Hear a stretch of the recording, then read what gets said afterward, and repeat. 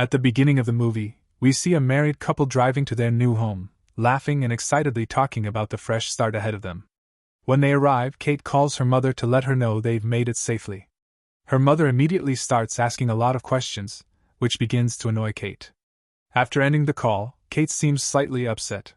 Matt reassures her that everything will be fine and tells her that their new home is going to work out just great. Later, the couple starts unpacking and moving their belongings inside while joking around and enjoying themselves. Matt begins setting up his art studio, placing a blank white canvas in preparation for painting. Suddenly, he hears a noise coming from the hallway. Meanwhile, Kate starts sorting through a pile of furniture and belongings left behind by the previous owners. Matt comes out of the studio and says he was planning to take care of that himself, but Kate tells him that once he starts painting, he'll forget about everything else. Matt reacts like a child whose feelings have been hurt, so Kate apologizes, and they continue unpacking. In the kitchen, Kate opens several boxes containing household items. When she checks one of the cabinets, she discovers a dead bird inside. At the same time, Matt is throwing away old furniture from the pile in the hallway. While doing so, he comes across a strange-looking antique key. Kate takes the bird outside and buries it, while Matt continues clearing out the old furniture. A short time later, Kate begins organizing her own workspace, and Matt finally reaches the wall that had been hidden behind the pile. There, he discovers a door with a keyhole that perfectly matches the old key he found. Matt retrieves the key from the trash and unlocks the door. He calls Kate over to see what he has found. The door is extremely heavy, but they manage to open it and discover an empty room inside. As soon as Kate enters the room, the lights throughout the house begin flickering. Matt decides to call the electric company, but the lights return to normal as soon as he leaves the room. That evening, while sitting in front of the fireplace with drinks in hand, Kate jokingly teases Matt for being a city boy who was spoiled growing up and probably won't know how to take care of their new home. The next day, both of them are in Matt's studio. Kate tells him that once he takes the first step and starts painting, everything else will fall into place. Just then, the phone rings, and someone calls to ask about their plans for the house. Shortly afterward, Kate receives a call from a client who urgently needs a translation completed, since she works as a translator. Meanwhile, Matt returns to the hidden room. Suddenly, Kate shouts that the electrician has arrived. Matt takes the technician down to the basement to inspect the wiring. The electrician is shocked by what he sees and says the electrical system is incredibly old. He suspects the wiring is causing the power issues, but admits he has never seen anything like it before. Unable to fix the problem, the electrician prepares to leave. Before going, however, he shares a disturbing piece of information that Matt never knew: the previous owners of the house were murdered there. He also tells Matt that he'll try to estimate the cost of replacing the wiring as soon as possible. Matt immediately searches for information online and discovers that the couple who lived there before were brutally murdered. The media even gave the house a chilling nickname: the Blood House. At the same time, Kate continues working on her translation project, while Matt learns that the police once had a suspect in the murders, although the person's identity was never revealed. Later, Matt covers Kate with a blanket while she sleeps in her studio. He then sits down and paints a portrait of the unknown suspect while drinking heavily. After finishing one bottle, he realizes he wants another. Soon, the lights begin flickering again. The strange phenomenon continues throughout the night until it wakes Kate up. She enters the room and finds it filled with bizarre objects. Among them are what appear to be original paintings by Van Gogh and Cézanne. Kate assumes Matt has completely lost his mind, but he tells her to ask for anything she wants. As a joke, she asks for $1,000. The lights immediately begin flickering again. Matt searches the room and eventually finds the money, handing it to her. Kate initially believes the cash must be counterfeit. Matt then encourages her to ask for something bigger. So she asks for $1 million. The moment she does, the power goes out for a few seconds. When Kate returned, she discovered that the money had actually materialized inside the room: $1 million in cash. Frightened, she admitted that she had a bad feeling about the whole thing, but Matt convinced her not to take it too seriously and to simply enjoy it. The two of them started asking the room for all kinds of things, including champagne and even more money. Before long, the walls of Matt's studio were covered with original works of art. Kate told Matt that she had quit her job, and together they began enjoying everything they could possibly wish for. At one point, Matt even showered Kate with diamonds. Later, While lying in bed, Kate continued wondering how the room was capable of doing all these impossible things. Matt replied that it didn't matter how it worked, only that they could use it. Kate remained uneasy about the possible consequences, but they continued making requests. They even asked for spacesuits and other extravagant items. Life in the house soon turned into a never-ending party. All they had to do was ask, and the room would provide whatever they wanted. After a while, however, Kate began noticing the effects of the wild lifestyle they had been living. One morning, Matt woke up to find the house in complete disarray. When he stepped outside, he found Kate sitting on a swing. He asked her what had happened to the necklace she had requested, and she casually replied that it was fake and that she could simply ask for another one. The room's influence on Kate was becoming increasingly noticeable. Later, Matt told her he had something important to show her. He took her to a room he had prepared as a nursery. When Kate saw it, she was far from happy. Matt told her they should try again to have a child and insisted that there was nothing wrong with either of them. But Kate didn't want to go through that pain again because she had already lost 2 babies before they were born. Matt kept pushing the idea, but she remained unconvinced. Kate went outside and lit a cigarette. Matt followed her briefly before leaving her alone. Later, while alone in the house, Kate returned to the mysterious room. The lights immediately began flickering. When Matt came home, he found Kate in their bedroom holding a baby. He was horrified at first, and thought she might have kidnapped someone's child, but then he realized she had simply asked the room to give her one. Kate told him there was no other way and that she had taken a shortcut. Matt insisted they couldn't keep the baby and that she had to return it to the room because what she had done was wrong. The couple entered the room together. Kate held the baby in her arms and couldn't bring herself to say anything. When the baby started crying, Matt told her to tell the room she wanted it gone. Unable to do that, Kate handed the baby to him.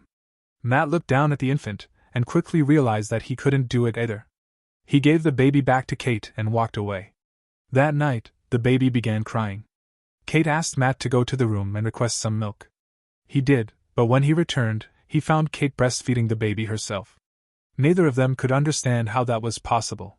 The next day, while listening to Kate with the baby in the other room, Matt remembered John Doe, the man who had murdered the house's previous owners. He searched for him online and discovered that he had been confined to a psychiatric hospital.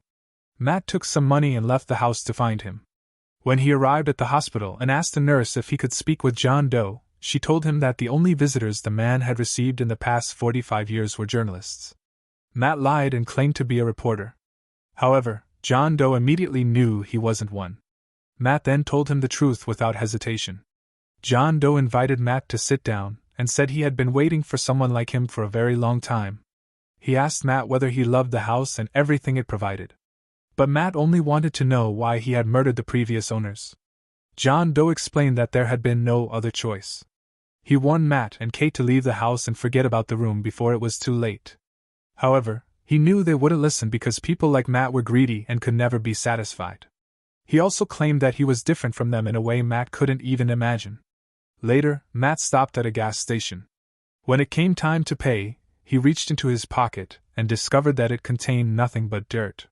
He rushed back home and grabbed more money, only to watch it turn into dust right before his eyes. To test the theory, Matt placed a Van Gogh painting on the doorstep. The portion of the painting outside the house quickly deteriorated and crumbled into dust.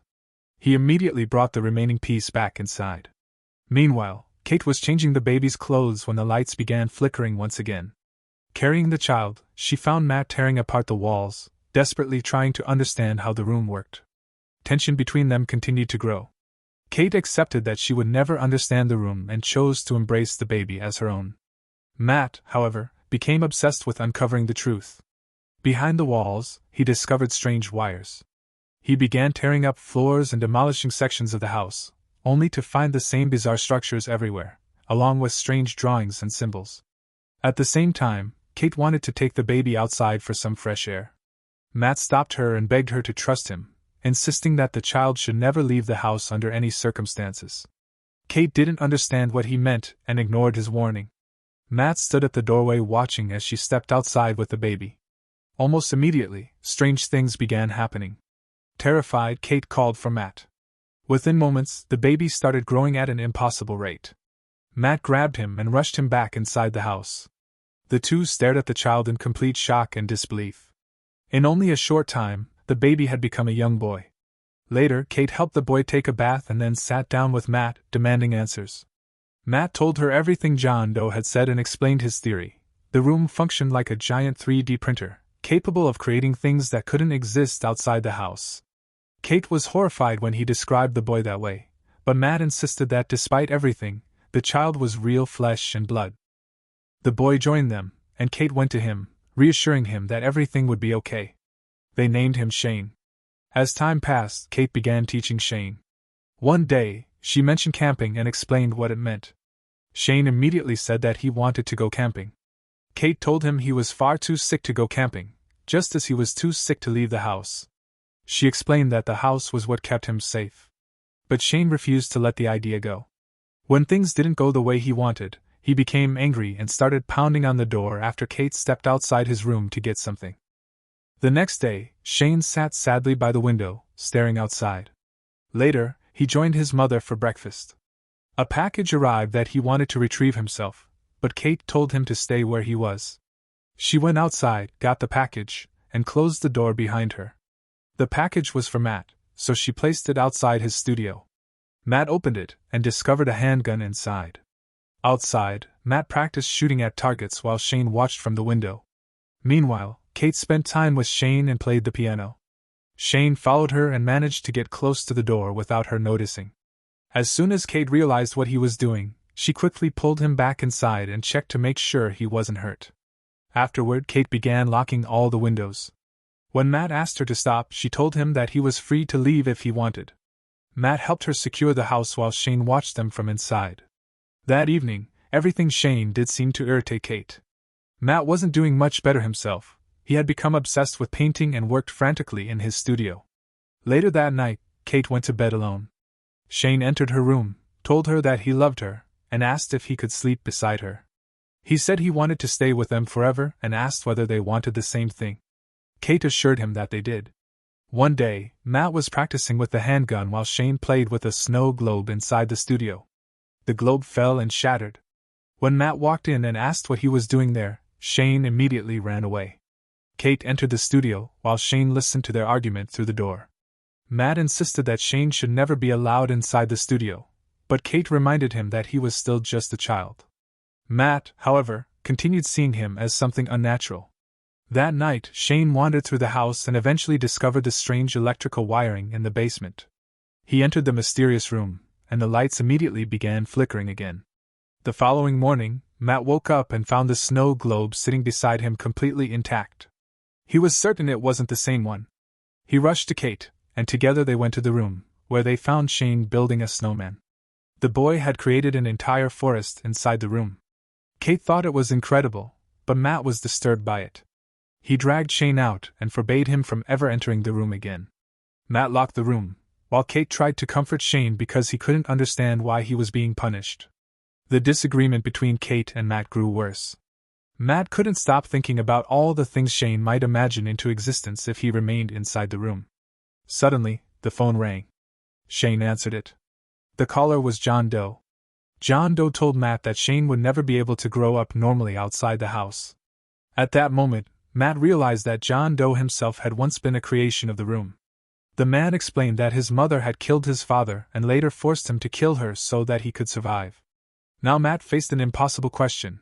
Would he kill Kate so Shane could live, or kill Shane so his wife could survive? Kate began crying, and Matt realized she had overheard the conversation. She took the car and left, while Shane spent the day alone watching cartoons and playing by himself. Matt repeatedly called Kate's cell phone, begging her to answer or come back home. As the hours passed, he grew increasingly desperate and frightened. Meanwhile, Kate drove aimlessly, thinking about ending all of this for the sake of the boy's future. Back at the house, Shane entered the studio. He and Matt shared a meal together, and afterward Shane asked him what the word, illusion, meant because he had heard him use it before. Matt told him to forget about it and finish eating. But Shane insisted that Matt wasn't his real father and asked where his real father was.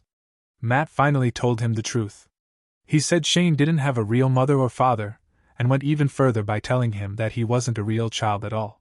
He explained what would happen if Shane ever left the house. Shane refused to believe him. Matt grabbed him and brought him to the front door so he could see for himself. He told him that he wasn't truly a person, but an idea that had been brought to life. Heartbroken, Shane returned to his room. After a while, Matt realized how cruel he had been and went to apologize. Shane accepted the apology and asked him to read him a story. When Kate finally returned home, she found the two of them asleep beside each other. Later, Matt joined Kate in the kitchen, and they discussed what she had overheard. She wasn't ready to talk about it, but they slowly began reconnecting while Shane quietly watched them. The next morning, Shane stole the house keys and left. Matt woke up when he heard the door and immediately began searching for him. Kate also rushed downstairs, and together they realized that Shane had escaped. Moments later, they entered the living room and found a teenage boy standing there. It was Shane, who had suddenly aged years in a matter of moments. He was holding the handgun and screaming. Matt tried to approach him, but Kate managed to calm him down long enough for Matt to shove him away. The two struggled over the gun, and during the chaos, Kate was knocked unconscious. When she woke up, Matt was staring at her. He told her that Shane had been injured during the struggle. When she asked to see the body, he claimed that he had already disposed of it outside. Kate ran outside searching for Shane's body while Matt followed her as she cried. Later, Matt woke up in the living room and began searching for Kate throughout the house. The lights were flickering again. Outside, another version of Matt was desperately trying to get into the house. Unable to find the keys, he began tearing through the walls. At the same time, Kate was inside with what appeared to be another Matt. They sat together eating lunch. Kate admitted she could no longer live in the house, but the other Matt argued that they had no money and no jobs, and that the room could provide everything they needed. Kate became suspicious because his behavior was starting to resemble Shane's. Meanwhile, the real Matt forced his way through the strange wiring hidden inside the walls. After a difficult struggle, he navigated the bizarre maze and found his way back. Inside the house, Kate sat with the fake Matt. When he tried to get close to her and said he had seen her and Matt being intimate before, she pushed him away. That was when she realized the horrifying truth. The man smiled and said, "Hello, Mom." Terrified, Kate rushed toward the door. She finally understood that the person standing before her wasn't Matt at all. It was Shane disguised as him. Shane attacked her and attempted to assault her, but the real Matt arrived just in time, smashing through the door and entering the house. Shane began hunting Matt through the house while Matt searched for him. When Kate emerged from her hiding place, she found herself facing two identical versions of Matt. At first she thought she had found the real one, but then the second appeared. Both men tried convincing her that they were the real Matt. One of them used a secret phrase they shared, "Jombage," meaning that everything was okay. But the other immediately repeated the phrase and grabbed her hand. Kate pushed one of them down the staircase, and they all raced toward the exit. The room began shifting and changing around them as Shane returned to his true form. Matt and Kate realized they were still trapped within the room's influence, and desperately tried to escape. Shane continuously altered the environment, creating a maze designed to confuse them and prevent their escape. Eventually, Matt came up with a plan. But before they could get away, Shane caught up with them, rushed toward Matt with a knife, and stabbed him. Then Shane turned to Kate and told her that she would be okay. Suddenly, the real Matt and Kate emerged through another doorway outside the maze. Shane saw them and chased after them. When they finally reached the front door of the house, Shane attacked Matt once more. He desperately wanted to get back inside, but Kate slammed the door shut in his face. As he remained outside, Shane began aging at an incredible speed. He transformed from a young man into an adult, then into an elderly man, all while begging Kate to let him back in. Eventually, his body completely broke down and crumbled into dust. Kate stood there crying as Matt joined her. 1 month later, Matt and Kate were living in a hotel. Matt returned to their room carrying a cup of coffee, while Kate sat inside staring in shock at a positive pregnancy test. She quickly hid the test from him. At that exact moment, the lights in the room began flickering. And that's where the movie ends. Thanks for watching. Don't forget that your opinion matters to us, so be sure to leave your thoughts in the comments and subscribe to the channel.